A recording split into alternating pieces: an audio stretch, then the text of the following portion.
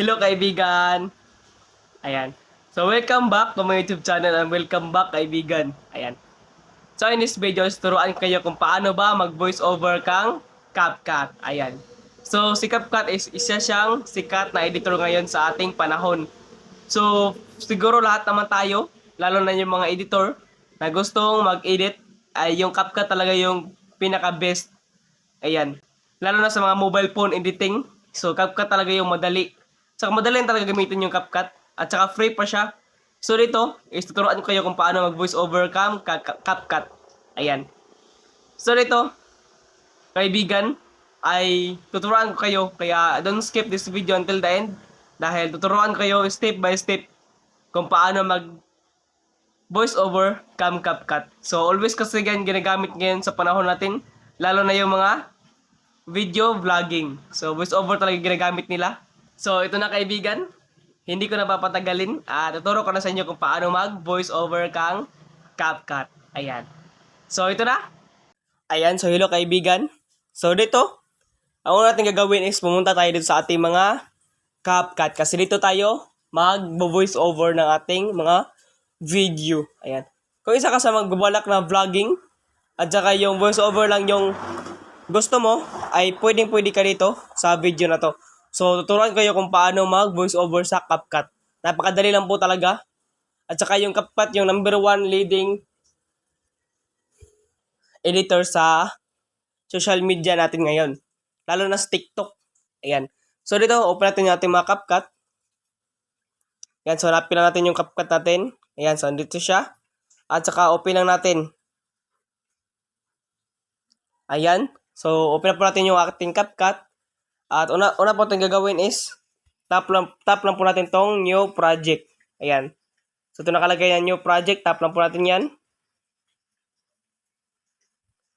At ito po, pagkatapos nyo po doon ay pumili na po kayo ng video na lagyan na po nyo po ng voice over. Kung saan gusto nyo po lagyan ng video na yun ng voice over. So, dito po, ayan. So, pwede po kayo mag-review dito. Itong video na to. At dito, meron din silang ending. So, yung kagustuhan ko dito kasi dito yung ending ng CapCut. So, pwede natin siyang i-erase or baguhin. So, erase natin yan. Ayan. So, dito po. So, yan. Panoorin nyo po yung buo. So, wala po yung boses. Ayan. So, dito po sa paglagay ng voice over. So, wag natin patagalin. So, pwede kayo maglagay dito ng voice over gamit dito sa audio, add audio. Or pwede rin po dito sa audio. Diyan, may audio dyan. So, pumili na kayo. So, isa lang naman yung pupuntahan ng dalawang yan. So, sa audio pa rin. So, dito sa audio. Ayan, dito sa audio. Meron tayo ditong natawag na music or sound. Itong sound is, ito yung mga background sound ng ating video kung saan walang voice, kundi, sound lang talaga. Kagaya ng mga meme sounds, ganyan, mga haha. Ganyan, mga sound ng mga haha. So, pwede po yan dito. At mga dagdag effects, background sound sa ating video. So, dito na po sa copyright check. Kung i-check po nila kung meron bang copyright yung video na yan at pwede bang i-upload o hindi pwede i-upload. At saka dito naman sa sound effects. So, dito po kayo i-edit ang inyong mga sound na kinuha nyo dito. Ayan, mga background sound. So, dito nyo po i-edit. At saka yung extract is kumuha po kayo mismo sa inyong storage or sa inyong device na download. So, dito po sa record, so ito na po yung sinasabi ko sa inyo, no? Dito tayo gagawa ng ating actual voice record sa ating video. Ayan, so tapo natin yung record. At saka dito naman po sa ating pag-voice over, so meron po tayong tatlo dito, which is ito po siyang audio effects. So, itong audio effects, so papakita ko po sa inyo mamaya kung ano po yan. Pagkatapos po natin mag-voice over kasi hindi na po yung magagamit. At saka yung enhanced voice, so actually, pasensya na. So, hindi ko po mapapakita sa inyo kung paano yan.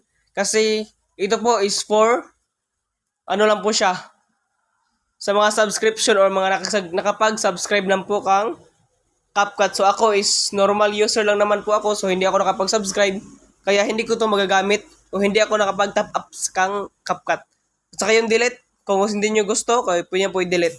So, ito na po yung voice over na yon. Ayan. So, ito po siya voice over. So, tap po natin yan.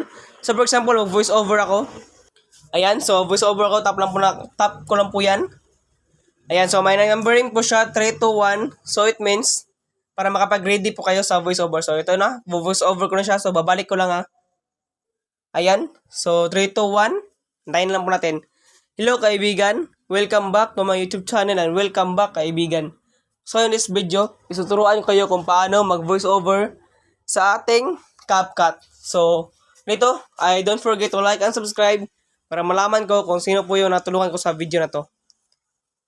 Ayan, so okay na po. So, tinap ko na po agad kung pagkatapos po nyo pong mag voice over. Ayan. So, dito tap lang po natin tong nakalagay na check. Ayan, tap lang po natin yan. Or wait lang.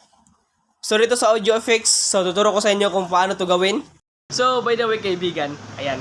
So, kung gusto niyo po malaman kung paano pa yung ibang ways ng pag-editing dito ka CapCut at pa-explore, ay comment down below at gawan po natin yan tutorial at i-explore po natin yung CapCut. So, ako sanay na po ako sa CapCut at lahat nalaman ko na po sa CapCut. Ayan. Dahil matagal na po ako, almost 2 years na akong nag-edit dito kang CapCut, lalo na sa mga vlogging ko noon at hanggang ngayon. So, ito na. So, continue muna tayo kaibigan. Ayan, tap na po natin audio effects. So, itong mga audio effects is para po itong mga ways na para baguhin po yung inyong voice. So, nakikita nyo ba yung sa ibang social media na parang ang boses ng kanilang video background is parang pang AI? Ganyan. So, para mga computer. So, dito po natin yan makakuha. So, marami po dito. So, meron silang pro. So, ito pong pro is mga nakapag-subscribe lang po yan kang CapCut. So, dito. Ayan, so meron itong mga iba't ibang mga video effects kang CapCut. So, isasahin nyo lang po yan. So, explore nyo lang po. At dito lang po sa voice characters. Ayan. Itong voice characters. So, ito talaga yung mostly ginagamit ko. Lalo na itong Chipmunks. At saka itong si GC. Ayan. So, maganda po kasi siyang pakinggan. Ayan. So, dito po, pwede po siyang editin. Ayan. So, dito lang po sa speech to sound. So, dito is mga pro. So, ito lang pong folk yung available. Yan. So, baka na tayo. So, pakinggan na naman natin yung ating voice effect. So, medyo mataas na siya. So, putulin na po natin. Yan. So, delete. Yan. So, pakinggan natin ha. Pakinggan po natin. Hello, kaibigan. Welcome back to my YouTube channel and welcome back, kaibigan. So, in this video, isuturuan ko kayo kung paano mag-voice over sa ating CapCut. So, ito, don't forget to like. Ayun, so natapos na po. So, yun po yung pag-voice over dito. Kaya, yun. Yung kagandahan dito is, ano siya, pwede rin natin siyang ma-edit. Ayan. So, marami dito mga editing sa baba. So, explore nyo lang po yan. Dito sa baba, marami po talaga mga editing dito na gagawin natin. Ayan. So, yun lang. At sana nakatulong ko dito sa munting video tutorial natin ngayon. And don't forget to like and subscribe para malaman ko po kung sino po yung mga natulungan ko dito sa video tutorial natin ngayon, mga kaibigan. And sana nakatulong po ako. So, ganito lang po kadali mag-voice over sa CapCut. O, diba? Napaka-basic lang. Walang kahirap-hirap. Meron na po tayong sariling voice over. Ayan. So, dito po. Thank you po sa manonood and God bless. So, this is the end of our video. Ayan. Kung dito ka pa rin hanggang ngayon mga kaibigan, ay alam ko nagustuhan mo itong video. Kaya, I hope nakatulong to sa inyo mga kaibigan. Ayan, sa little video natin yung tutorial at ngayon. Ay kung nagustuhan nyo ito mga kaibigan at nakatulong to sa inyo, ay tulungan nyo rin ako mga kaibigan. Kaya please subscribe and like my YouTube channel. Ayan. So, para lahat tayo ay lumago. Ayan. So, thank you. Enjoy and God bless.